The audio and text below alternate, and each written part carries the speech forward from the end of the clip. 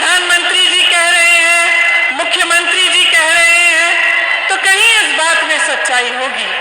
इसी तरह से जब हम प्रधानमंत्री जी को अपने 8,000 करोड़ के हवाई जहाज में इटली जाते हुए देखते हैं तो हमारे मन में ये बात आती है कि शायद हमारे देश की शोभा बढ़ा रहे हैं। लेकिन देखिए, सच्चाई आप जी रहे हैं। मैं जहां जहां जाती हूं तो ये जो इश्तिहारों में, विज्ञापनों में देखती हूं, इससे एकदम अलग एक आसमान जमीन के फर्क की सच्चाई में देखती हूं। मैं कुछ महीनों पहले प्रयागराज में बसवारा गांव गई थी। एक निषादों का गांव है। जब मैं वहां गई तब पुलिस और प्रशासन ने निषादों की नाव जला डाली थी।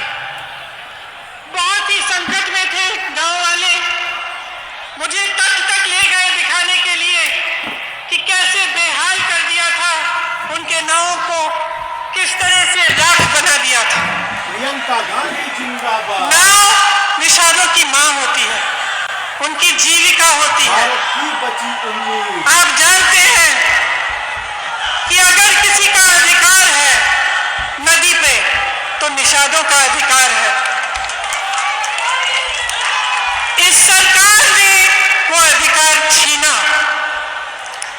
इस सरकार ने उनको पीटा। जब उन्होंने आवाज उठाई कि हमारी नाव को ऐसे जलाया क्यों, तो उनको पीटा और उनको प्रताड़ित किया।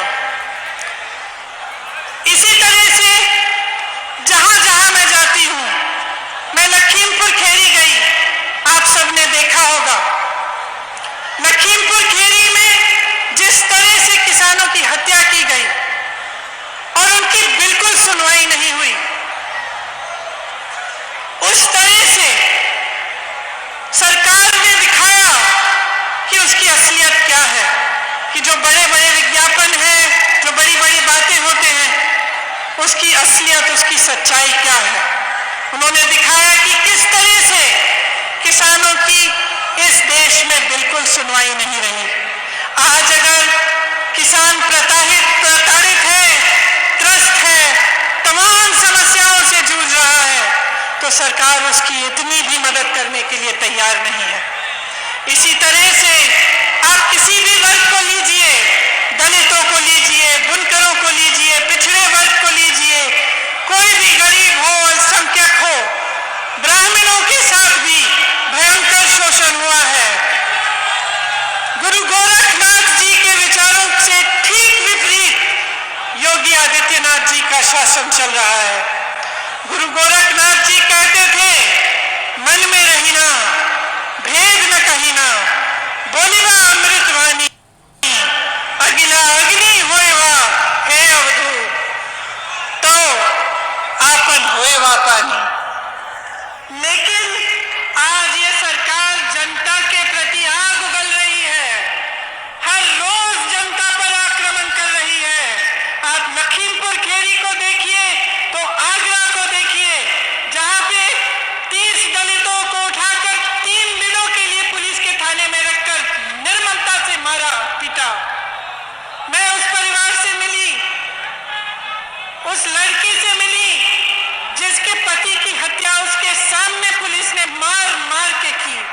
जो उसने मुझे बताया, मैं यहां इस मंच पे दोहरा भी नहीं सकती कि क्या दृश्य उसको देखना पड़ा। और उसका 1 महीने का बच्चा, अभी भी दूध पीने वाला बच्चा है, उसके लिए कोई सहायता नहीं आई सरकार की तरफ से।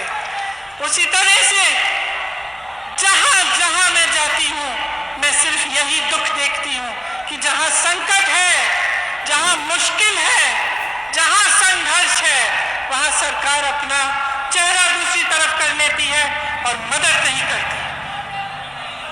आप किसान हैं, आपने अभी बताया बघेल जी से कि धान के लिए आपको कितना मिलता है।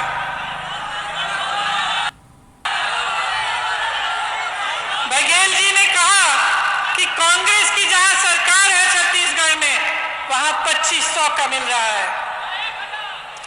खाद, खेती में दे दी गई है। आज खाद के लिए लाइन में खड़े होकर लोग मर रहे हैं। कल मैं ललितपुर गई थी, परसों, वहां 4 लोगों के पास गई, 4 घरों में गई मैं। 2 लोगों ने आत्महत्या की क्योंकि खाद की लाइन में खड़े थक गए, खाद नहीं मिली। 2 लोग ऐसे थे जो खाद की लाइन में खड़े हुए घर नहीं जा पा रहे थे, खाना खाने के लिए, पानी पीने के लिए, क्योंकि लाइन छूट जाती। वहीं पे दम तोड़ दिया उन्होंने। जब मैं उनके परिवारों से मिली, घर में मैंने देखा कुछ नहीं था, सिर्फ कर्ज में डूबे हुए थे। 3-4 लाख रुपयों के कर्ज में डूबे हुए थे। न कोई गैस का सिलेंडर था, न कोई सरकारी मदद थी, कुछ नहीं था। सिर्फ एक कमरा, और उसमें उन जो मर गए थे, जिनका देहांत हो गया था, उनके परिजन रो रहे थे।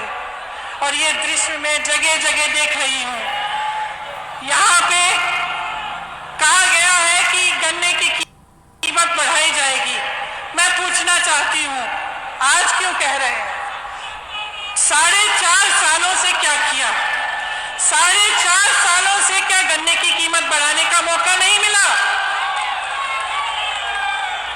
यहां पे जो चीनी मिलें लगवाई थी कांग्रेस ने, उनको किसने बंद कराया? आपको याद होगा, समाजवादी की सरकारों ने, बसपा की सरकारों ने बंद कराया। और आज वो कहते हैं कि कांग्रेस भाजपा से मिली हुई है। मैं उनसे पूछना चाहती हूं, कहां है वो? कहां है? क्यों नहीं दिखते? जब संघर्ष होता है, जब संकट होता है, तो क्यों नहीं आते आपके पास? सिर्फ कांग्रेस आ रही है, सिर्फ कांग्रेस लड़ रही है। और मैं इस मंच पर खड़ा करके कह रही हूं, मैं मर जाऊंगी, जान दे दूंगी, लेकिन इस भाजपा के साथ कभी मैं कोई मिलावट नहीं करूंगी।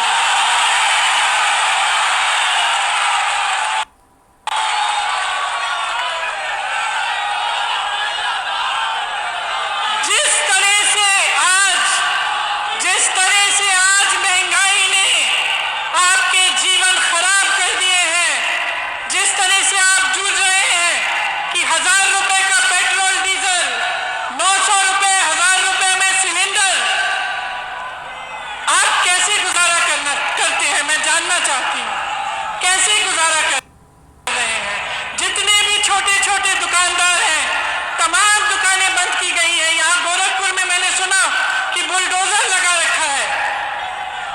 और आप सबके रोजगार जो कोरोना में खत्म हुए, क्या आपके लिए सरकार ने कुछ किया, मदद की? कबीरदास जी कहते थे, साईं इतना दीजिए जामे कुटुंब समाए। भाजपा का मुझे लगता है कि विचार ये है कि जनता से लूट लूट के पूंजीपतियों को दो पहुंचाए। महंगाई इतनी बढ़ाओ कि जनता त्राही चिल्लाए। आप सब जानते ही हैं कि पिछले 7 सालों में, जब से केंद्र की सरकार, भाजपा की सरकार